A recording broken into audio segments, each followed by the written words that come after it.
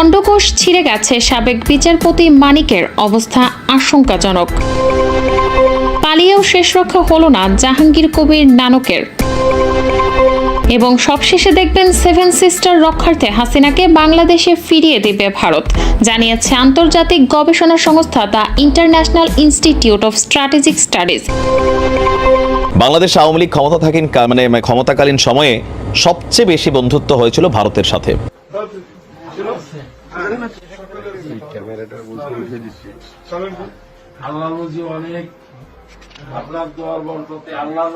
দর্শক জানিয়ে দেব এইমাত্র পাওয়া গরম খবর। শুরুতে শুনছিলেন সংবাদ শিরোনাম, এবার শুনবেন বিস্তারিত। আপনারা শুরুতে দেখে বুঝতে পেরেছেন হাসিনা সরকার এমন একজনের সাথে বন্ধুত্ব করেছে যেটা তার কপাল খুলে গেল। সেই সাথে সাথে যে সমস্ত নেতাকর্মীদের অপকর্ম সব ফাঁসে আছে সেটা কিন্তু এই ভিডিওর মাধ্যমে জানতে পারবেন। প্রিয় দর্শক, চাঞ্চল্য আকার কিছু নিউজ আপনাদের জন্য সংগ্রহ করা হয়েছে। শুরুতে যে অংশগুলো শুনেছেন শুনে কিন্তু বুঝতে পেরেছেন কি বিষয়ে আলোচনা হতে যাচ্ছে। এই নিউজ অন্য কোথাও পাবেন না, তার জন্য আপনাদের রিকোয়েস্ট করবে এই ভিডিওটি সর্বোচ্চ শেয়ার করবেন এবং কেউ স্কিপ করবেন না। যারা নতুন অবশ্যই এই চ্যানেলটি সাবস্ক্রাইব করে বেল আইকনটি অল করে রাখবেন, তাহলে দেশের সকল খবর আপনারা সবার আগে দেখতে পারবেন। দর্শক, এখন বেশি কথা বাড়াবো না, বেশি কথা না বাড়ে চলুন আমরা স্ক্রিনে যে যারা লাইক দেন লাইক দিয়ে ধারাবাহিকভাবে আজকে সকল আপডেট খবরগুলো দেখতে থাকি। আসসালামু আলাইকুম দর্শক, আমরা সরাসরি চলে যাব ভিডিও স্ক্রিনে, সেখানে আমরা বিস্তারিত দেখব। তাই ভিডিওটি না টেনে ধৈর্য সহকারে দেখতে থাকুন, তাহলেই সবকিছু বুঝতে পারবেন ইনশাআল্লাহ। তো দর্শক শ্রোতা, চলুন আর কথা না বাড়িয়ে আমরা সরাসরি ভিডিও স্ক্রিনে চলে যাই এবং বিস্তারিত দেখে আসি। রাজধানীর মোহাম্মদপুরের একটি বাড়িতে নানকের উপস্থিতি সন্দেহে বাসাটিতে নজরদারি শুরু করেন শিক্ষার্থীরা। বাসার ভেতরে প্রবেশের পর ভেতরে থাকা আলমারি, ট্রাঙ্ক সহ বিভিন্ন জায়গায় তল্লাশি চালায় শিক্ষার্থী ও আইন শৃঙ্খলা বাহিনীর সদস্যরা, কিন্তু জাহাঙ্গীর কবির নানককে পাওয়া যায়নি। গত 5 আগস্ট ছাত্র জনতার গণ অভ্যুত্থানের মধ্য দিয়ে সাবেক প্রধানমন্ত্রী শেখ হাসিনা পদত্যাগের পর আওয়ামী লীগের অনেক নেতার মতো আত্মগোপনে চলে যায় নানক। তারপর থেকে তার কোনো খোঁজ নেই। তবে নানকের বাসায় তল্লাশি শেষে শিক্ষার্থীরা জানায়, নানকের বাসা থেকে আমরা অনেক বাড়ির দলিল পেয়েছি যেগুলো অন্যের নামে। চাকরি ক্ষেত্রে তিনি এবং আওয়ামী লীগের লোকজন যে সুপারিশ করতেন সেই প্রমাণ আমরা তার বাড়ি থেকে পেয়েছি। আওয়ামী লীগের নেতাকর্মীদের টাকা পয়সা কোথা থেকে আসতো, কোথায় যেত এবং কার কাছে কত টাকা যেত, এই লিস্ট ভেতরে পাওয়া গেছে। শেখ হাসিনা ভারতে চলে যাওয়ার একদিন আগেও যেই মানুষটা বলেছিলেন কোটা সংস্কার আন্দোলন ছাত্রদের নয়, সেই নানককেই এখন খুঁজছে শিক্ষার্থী ও আইন শৃঙ্খলা বাহিনীর সদস্যরা। একদিকে নানকের খোঁজে তল্লাশি চলছে, অন্যদিকে বাংলাদেশ ব্যাংকের আর্থিক গোয়েন্দা সংস্থা বাংলাদেশ ফাইন্যান্সিয়াল ইন্টেলিজেন্স ইউনিটের নির্দেশনায় নানকের ব্যাংক হিসাব জব্দ করা হয়েছে।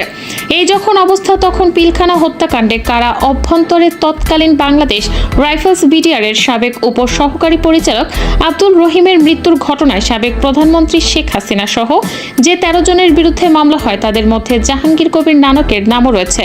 মামলা সূত্রে জানা যায়, ফ্যাসিস্ট স্বৈরশাসক হাসিনা সরকার বাংলাদেশকে একটি অকার্যকর রাষ্ট্রে পরিণত করার লক্ষ্যে তাদের বিদেশি এজেন্টদের মাধ্যমে 2009 সালে বাংলাদেশ সেনাবাহিনী ও বাংলাদেশ রাইফেলসের মেধাবী অফিসারদের হত্যা করে। 2009 সালের 25 ফেব্রুয়ারি পিলখানায় হত্যাকাণ্ডের 27 জন সেনা অফিসার সহ 74 জনকে হত্যা করা হয়। এই হত্যাকাণ্ডের রাজসাক্ষী হওয়ার জন্য ভুক্তভোগীকে বিভিন্ন লোভনীয় প্রস্তাব দেওয়া হচ্ছিল, তবে তিনি অন্যায় ও মিথ্যা রাজসাক্ষী দিতে চাননি। তাই বাদীর পিতা বীর মুক্তিযোদ্ধা আব্দুর রহিমকে 2010 সালে 29 জুলাই ঢাকা কেন্দ্রীয় কারাগারে পরিকল্পিতভাবে হত্যা করা হয়। সুপ্রিম কোর্টের আপিল বিভাগের সাবেক বিচারপতি AHM শামসুদ্দিন চৌধুরী মানিকের অন্ডকোষ ছিঁড়ে গেছে। আশঙ্কাজনক অবস্থায় তাকে সিলেট ওসমানী মেডিকেল কলেজ হাসপাতালের ICUতে ভর্তি করা হয়েছে। সেখানে চৌধুরী মানিকের শরীরে অস্ত্রোপচার করা হয়েছে। ভোরের কাগজের হাতে আসা এক পত্রে দেখা যাচ্ছে, সিলেট কেন্দ্রীয় কারাগারে হাসপাতালের সহকারী সার্জন ডাক্তার মোহাম্মদ এমদাদুল হক চৌধুরী স্বাক্ষর করে লিখেছেন, রোগী আনফিট। সেখানে কারাগারের সিনিয়র জেল সুপারের স্বাক্ষর রয়েছে। সেই পত্রে আরও লেখা আছে, আব্দুল হোসেন মোহাম্মদ শাহাবুদ্দিন চৌধুরী মানিক, বয়স 74, পিতা হাজী আব্দুল হাকিম চৌধুরী, রোগের নাম অন্ডকোষে আঘাত। তাকে জরুরি ভিত্তিতে Sylhet MAG Osmani medical college হাসপাতালের জরুরি বিভাগে যথাযথ কর্তৃপক্ষের অনুমতির সাপেক্ষে সতর্কতার সাথে প্রেরণের জন্য কারা কর্তৃপক্ষকে সুপারিশ করা হলো। এ ব্যাপারে সিলেটের DIG সগির মিয়া বলেন, সাবেক বিচারপতি মানিকের অবস্থা আশঙ্কাজনক। মারধরে তার শরীরের অভ্যন্তরে রক্তক্ষরণ হয়েছে। একটি অন্ডকোষ ফেটে গেছে। হাসপাতালে তার চিকিৎসা চলছে। পরে তা অপারেশন করা হয়। একই সঙ্গে তার শরীরে অনেক জখম ও কাটাছেঁড়া আছে, সঙ্গে উচ্চ রক্তচাপ রয়েছে। তিনি আরো বলেন, সেনাবাহিনী, পুলিশ, সাবেক বিচারপতির নিরাপত্তার দায়িত্ব পালন করছে। এর আগে বিচারপতি মানিককে আদালতে নিয়ে আসা হয় পুলিশি পাহারায়। পুলিশের প্রিজন ভ্যান থেকে নামানোর পরেই কিলঘুষি মারার ঘটনা ঘটে। তাকে লক্ষ্য করে নিক্ষেপ করা হয় জুতা, ডিম ও পানির বোতল। আদালত প্রাঙ্গণে এই ঘটনা ঘটে, এতে গুরুতর আহত হন তিনি। আদালতে তোলার সময় ধারণ করা কিছু ভিডিওতে মানিকের সাদা প্যান্টে তাজা রক্তের দাগ দেখা গেছে। আনসার বাহিনীর নাম ব্যবহার করে যারা তথাকথিত আন্দোলন শুরু করেছিল, এরা মূলত অঙ্গীভূত আনসার সদস্য। স্বরাষ্ট্র মন্ত্রণালয়ের বরাতে জানা গেছে, বিগত 15 বছরে প্রায় 42,000 অঙ্গীভূত আনসার নিয়োগ পেয়েছেন, যার বেশিরভাগ সদস্যই গোপালগঞ্জ ও এর আশেপাশের জেলার বাসিন্দা এবং বাংলাদেশ আওয়ামী লীগের রাজনীতির সাথে যুক্ত। ব্যাটালিয়ন আনসার সদস্যরা যারা রাষ্ট্রের অন্যান্য নিরাপত্তা সংস্থার সাথে দায়িত্ব পালন করছেন, তাদের সাথেই অঙ্গীভূত আনসারদের এক করে দেখার কোনো সুযোগ নেই এবং তারা কোনো আন্দোলনের সাথেও যুক্ত হননি। বিশ্বস্ত গোয়েন্দা সূত্র মারফতে জানা গেছে, আনসার ও গ্রাম প্রতিরক্ষা বাহিনীর সাবেক DG major general AKM Aminul হকের পরোক্ষ উস্কানিতে দেশে বিশৃঙ্খল পরিস্থিতি সৃষ্টির উদ্দেশ্যে অঙ্গীভূত আনসার সদস্যদের লেলিয়ে দেওয়া হয়েছে। বাংলাদেশ সেনাবাহিনীতে আমিনুল হকের মতো কমপক্ষে আরও 5 জন উচ্চ পদস্থ সেনা কর্মকর্তারা রয়েছেন, যারা প্রতিনিয়ত বর্তমান তত্ত্বাবধায়ক সরকার উৎখাতের ষড়যন্ত্রে সক্রিয় রয়েছেন এবং এখনও হাসিনার প্রতিরক্ষা উপদেষ্টা তারিক আহমেদ সিদ্দিকীর পরামর্শে দেশে অস্থিতিশীল পরিস্থিতি সৃষ্টির চেষ্টা করে চলেছেন। আনসার আন্দোলন ব্যর্থ হওয়ার পর এরা পল্লী বিদ্যুৎ সংস্থার কর্মকর্তা কর্মচারীদের কর্মবিরতি শুরু করে সরকারকে অস্থিতিশীল করার প্রয়াস চালাতে পারে বলেও সূত্রটি দাবি করেছে। 7 সিস্টার্স হাতছাড়া হতে পারে ভারতের আলোচিত 7 রাজ্য নিয়ে এমন সতর্কবার্তা দিয়েছে আন্তর্জাতিক গবেষণা সংস্থা the International Institute of Strategic studies বা IISS। তারা জানিয়েছে, শেখ হাসিনাকে আশ্রয় দেওয়ার কারণে ভারত বাংলাদেশের সম্পর্কের টানাপোড়েনের সুযোগে অস্থিতিশীল হয়ে উঠতে পারে ভারতের উত্তর পূর্বাঞ্চলীয় রাজ্যগুলো। লন্ডন ভিত্তিক এই গবেষণা প্রতিষ্ঠানটি জানিয়েছে, শুধু বিচ্ছিন্নতাবাদী তৎপরতাই নয়, ঘটতে পারে জঙ্গিবাদী অতৎপরতাও। সেজন্য ভারতকে বিশেষভাবে সতর্ক থাকতে পরামর্শ দিয়েছে প্রতিষ্ঠানটি। যুক্তরাজ্য ভিত্তিক এই সংস্থাটি মূলত বৈশ্বিক নিরাপত্তা, রাজনৈতিক ঝুঁকি ও সামরিক সংঘাত নিয়ে গবেষণা ও বিশ্লেষণ করে থাকে। বাংলাদেশ থেকে পদত্যাগ করে পালিয়ে যাওয়া সাবেক প্রধানমন্ত্রী শেখ হাসিনার পক্ষ নিয়ে তাকে আশ্রয় দেয় নতুন দায়িত্ব নেওয়া বাংলাদেশের অন্তর্বর্তী সরকারের সাথে সম্পর্ক উন্নয়নের ক্ষেত্রে ভারতকে চ্যালেঞ্জের মুখে পড়তে হবে বলেও জানিয়েছে সংস্থাটি।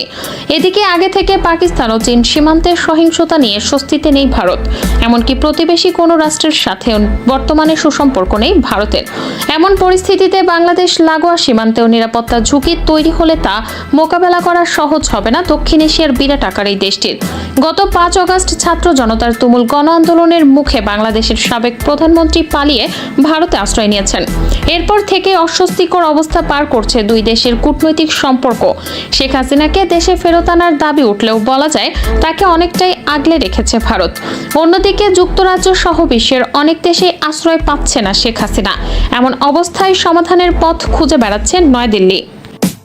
অন্তর্বর্তীকালীন সরকারের প্রধান উপদেষ্টা প্রফেসর ডক্টর মোহাম্মদ ইউনূস বলেছেন, নির্বাচন কখন হবে সেটি রাজনৈতিক সিদ্ধান্ত। দেশের সংকটকালে ছাত্রদের আহ্বানে আমরা সরকারের দায়িত্ব গ্রহণ করেছি। কখন নির্বাচন হবে সেটা সম্পূর্ণ রাজনৈতিক সিদ্ধান্ত, আমাদের সিদ্ধান্ত নয়। যাদের উদ্দেশ্যে দেয়া ভাষণে তিনি এসব কথা বলেন। দেশের আপামর জনসাধারণ আমাদের নিয়োগ সমর্থন করেছে। আমরা ক্রমাগতভাবে সবাইকে বিষয়টি স্মরণ করিয়ে যাব, যাতে হঠাৎ করে এই প্রশ্ন উত্থাপিত না হয়, আমরা কখন যাব। তারা যখন বলবে আমরা চলে যাব। ডক্টর ইউনূস বলেন, আমরা সংস্কারের অংশ হিসেবে নির্বাচন কমিশনকেও সংস্কার করব। কমিশনকে যে কোনো সময় আদর্শ নির্বাচনের জন্য প্রস্তুত রাখব। কথায় আছে, জয়কালে ক্ষয় নাই আর মরণকালে রক্ষা নাই। তবে বন্ধুত্ব কার সাথে করবেন আর কার সাথে করবেন না সেটা একটু ভাইবা নেন। বাংলাদেশ আওয়ামী লীগ ক্ষমতাকালীন সময়ে সবচেয়ে বেশি বন্ধুত্ব হয়েছিল ভারতের সাথে, আর এরপরে দ্বিতীয় বন্ধুত্ব ছিল ওয়ান লেভেলের চীন। এর বাহিরের বলয়ে আওয়ামী লীগ একটা বন্ধুত্ব তৈরি করেছিল। তবে এটা বাংলাদেশের পুরোনো বন্ধু রাষ্ট্র, সেই 1971 থেকে আজকের দিন পর্যন্ত আমরা যাদের মিত্র তারা তাদের মিত্র, আমরা যাদের শত্রু তারা তাদের শত্রু। তবে খেলাটা অন্যটা। রাশিয়া, আওয়ামী লীগ সরকারের আমলে রাশিয়ার একটা হিউজ ইনভেস্টমেন্ট বাংলাদেশে আসছে। ইভেন মার্কিন যুক্তরাষ্ট্র যখন নির্বাচন নিয়ে অনেক কথাবার্তা বলতেছিল, চীন কোনো রকম ভূমিকা ওইভাবে না রাখলেও রাশিয়া কিন্তু বারবার ভূমিকা রাখতেছিল যে না, বাংলাদেশের মতন চলবে, আমেরিকা কেন এসে কথা বলবে, পুতিন কাকুর ভালোবাসা আবার অন্যরকম, মন দিছি তো দিছি, পিছু হটবো না। তো এর মাঝখানে আপনারা জানেন যে গেল কয়েকদিন আগে সারা বাংলাদেশ শকিং হয়েছিল। কেন? রূপপুর পারমাণবিক বিদ্যুৎ প্রকল্প থেকে $500 কোটি আত্মসাৎ করেছেন শেখ হাসিনা, সজীবাজের জয় এবং টিউলিপ সিদ্দিকীর মধ্যস্থতা। এই খবরে সারা পৃথিবী কেঁপে উঠেছিল যে মানে ঘটনাটা কি। তবে এবার পাশে দাঁড়িয়েছে পুতিন। পুতিন মানে পুতিনের সরকার, রাশিয়ার সরকার। এই প্রথম আনুষ্ঠানিকভাবে এটা সম্পর্কে বিবৃতি দিয়েছে আপনার রাশিয়ার যে রাষ্ট্রদূত আমাদের বাংলাদেশে আছে, আলেকজান্ডার মান্টিটাঙ্কি। তিনি বলছেন যে এই খবরটি বেসিক্যালি গুজব এবং মিথ্যা।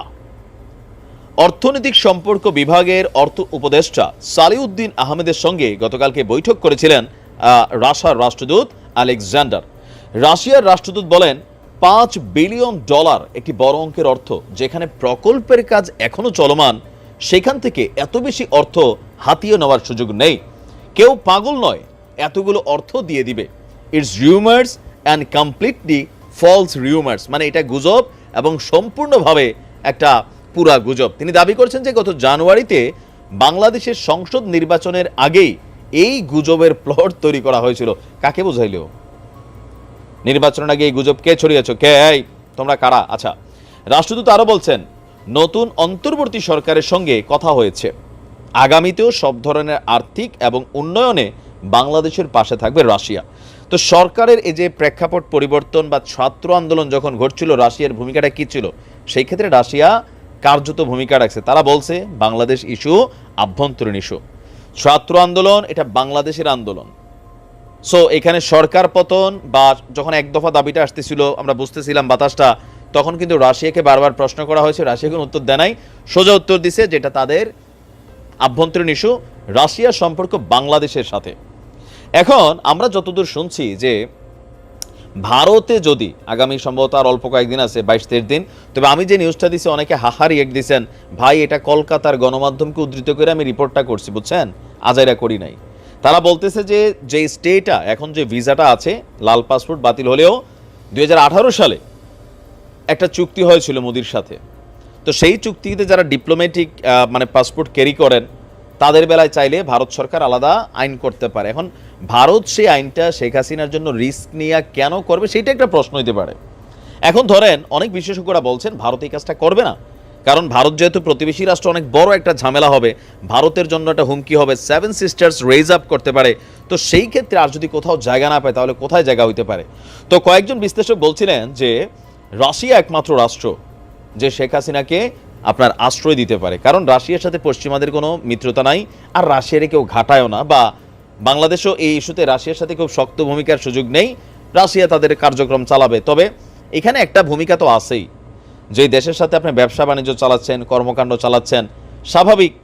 তবে ভারতের বেলা যতটা ইফেক্টেড রাশিয়ার বেলায় না, কারণ আমরা যাই রাশিয়াতে কিছু করার সুযোগ নাই, রাশিয়ার নিজেই মাফিয়া পুতিন কাকু। হ্যাঁ, তো সেই ক্ষেত্রে হতে পারে যে বিশ্লেষকরা যে বিশ্লেষণটা করছেন, ভারতের বিশ্লেষকরা কথা বলছিল যে যদি ভারত আসলে জায়গা না দেয়, কোথাও গন্তব্য হতে পারে শেখ হাসিনার, কারণ এই মুহূর্তে তিনি আসলে ওয়ান কাইন্ড অফ একটা ঝামেলা আছেনি। তো বলা হচ্ছে যে নেক্সট গন্তব্য হতে পারে রাশিয়া। আর এই মুহূর্তে এই ইস্যুটা নিয়ে রাশিয়া না চাইলেও জড়াই গেছে। তো এই মুহূর্তে রাশিয়া এটা নিয়ে আরও ঘোষণা দিয়েছে, তারা তাদের সরকারের পক্ষ থেকে যেটা বলা হচ্ছে যে 17 আগস্ট গ্লোবাল ডিফেন্স কর্পের প্রকাশিত যে প্রতিবেদনটি, সেই প্রতিবেদনটির বিরুদ্ধে আপনার মালয়েশিয়ার একটি ব্যাংকের মাধ্যমে যেই তথ্যটা আসছে, সেখানে বলা হয়েছে যে যে অভিযোগগুলো আনছে সেই অভিযোগ নিয়ে রাশিয়ার সরকারের বক্তব্য যে এর বিরুদ্ধে তারা আইনি পদক্ষেপ নেবেন, আর সেটা রাশিয়া নিজেদের মান সম্মান মর্যাদা অক্ষুণ্ণ রাখার জন্য তারা এই কাজটি করবেন। এটা একটা প্রতিষ্ঠান 2018 সালে চালু হয়েছে, বিভিন্ন দেশের সামরিক প্রতিরক্ষা খাতে যে দুর্নীতি, তারা এটার অনুসন্ধান করে থাকে।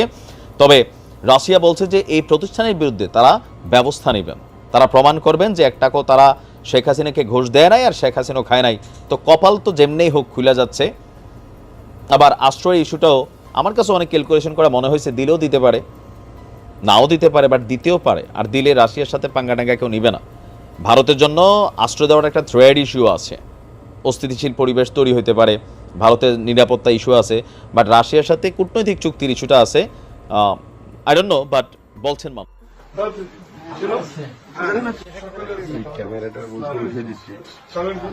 আল্লাহ রোজি অনেক আপনার দোয়ার বরকতে আল্লাহর রহমতে আমরা সুন্দরভাবে সাকসেসফুল হয়েছি সবার সহযোগিতা। ওই ক্যামেরাটা উপরে উঠে দিন। জি জি জি জি সবাই এই অঙ্কটা ধরে রেখে সবাই চলতে হবে এবং যারা আপনারা স্যাক্রিফাইস করছেন তাদের সবাইকে আমার আন্তরিক জি জি জি নিশ্চয় এই সময় কোনো রকম গর্বাঙ্গ আমি চাইনি। আসসালামু আলাইকুম। আপনি সুস্থ থাকবেন আপা, সাবধানে থাকবেন, সুস্থ থাকবেন। কথা বয়সে যত সুস্থ থাকা সকলে আপনাদের দোয়া করছি ইনশাল্লাহ। সকলে আমরা সকলকে মোটামুটি ধরে রাখছি, ধরে রাখতে পারি ইনশাল্লাহ। জি জি জি জি অনেক জি ভালো হ্যাঁ আপা, আমরা সর্বোচ্চটা ট্রাই করতেছি। আপনার আমাদের উপর অনেক হামলা হয়েছে, হিন্দুদের উপর হামলা হয়েছে, যাই ওরা অনেক আমাদের আওয়ামী লীগের লোকজন ওই হঠাৎ করে তো আপা আমরা তো বুঝতে পারি না, আমাদের ঘর বাড়ি বিভিন্ন মসজিদ মাদ্রাসা অনেক কিছু ভাঙছে। যার ঘর বাড়ি মসজিদ ভাঙছে প্রত্যেকে এটা একটা কমপ্লেন করবা এবং সবাই একটা জিডি করে রাখবা। অনলাইনে জিডি করো বা রেজিস্ট্রেশনের মাধ্যমে করো, পোস্ট অফিসের মাধ্যমে যেটা জিডি করে অবশ্যই রাখবা। যাদের দেখো চিঠি তাদের এটা করতে হবে। হ্যাঁ আপা, আর কারণ যদি এরপরে ক্ষতিপূরণ দিতে হয় তখন তো এই জিডির পেপার দেখেই তো কার কি ক্ষতি হয়েছে সেটা দিতে হবে। আর যদি মসজিদ পড়া থাকে তো মসজিদে যদি খাতিব আছে বলবা একটা জিডি করে রেখে দিতে। হ্যাঁ আপা, আপনারে আমরা দেশে আনার জন্য আমাদের জীবনের দরকার হলে আমরা আরেকটা বার যুদ্ধ করবো। আমরা আমি দেশে আসবো, আমি দেশে চলে আসবো, আমি দেশেই আছি, দেশেই চলে আসবো, এটা নিয়ে তোমাদের চিন্তা করতে হবে না। আচ্ছা আপা, আমি সেদিন ওখান থেকে না বেরোলে যদি আমার এখান থেকে গুলি ছুটতো শত শত লাশ পড়তো। বুঝছি আপা, তা আমি তো কাউকে গুলি করে মেরে তারপরে আমি থাকতে চাই না। বুঝছি আপা। আপা ওরা যে একটা দিনে যে আমাদের এই আওয়ামী লীগের উপর যে ওরা যে অত্যাচার করছে আপা, আমরা বুঝতে পারিনি হঠাৎ করে, কিন্তু আমরা ইনশাল্লাহ আপা ঘুরে দাঁড়াবো। আপনি সাহস এবং আমরা বঙ্গবন্ধুর সৈনিকরা আপা যাইয়া হার মানবো না। আওয়ামী লীগ এই দেশে মাতৃভাষায় কথা বলার অধিকার থেকে নিয়ে শুরু করে আজকে স্বাধীনতা এনে দিচ্ছে।